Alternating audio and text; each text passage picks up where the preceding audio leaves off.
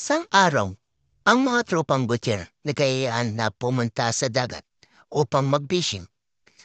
Habang nasa biyahe pa lang kami, ang mga tropa nag-iisip na dapat ganito ang pagkakaluto sa mahuli naming isda. Sa isip-isip ko, hindi pa nga kami nakarating sa aming pupuntahan at kung may mahuhuli kaya kaming isda, may menu na kaming nakahanda. Medyo malayo-layo pala ang aming lalakbayin mga par. Nasa 30 minutes pala ang aming biyahe. Kaya hintay-hintay lang kayo pagkatapos ng mga bundok at liko-likong dahan nito at makikita nyo na ang dagat na sinasabi ko.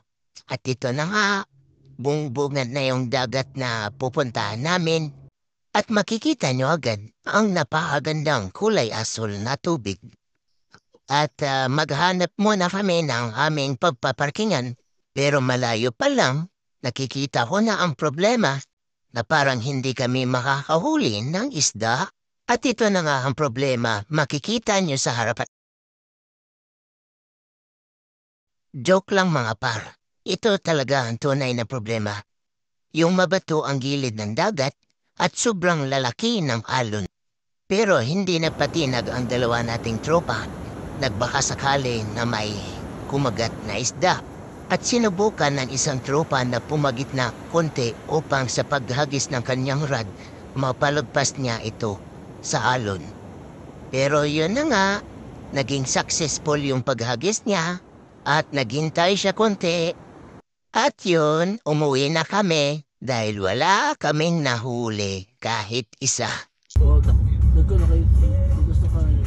Diyan kaya tayo mag-fishing o, diyan sa, sa taas. Dyan. Diyan, sa banda dyan o, sa dulo. Dito? Hmm. Sa may lake? Ayan o, yung ano na yan. Hanggang dito na lang mga par. Papakita ko na lang sa inyo yung view na dinaanan namin papunta dito. At ang pangalan pala ng beach na pinuntahan namin ay Kairakaw Beach. At sa susunod, hindi na kami pupunta dito. Kung magpipishing man lang.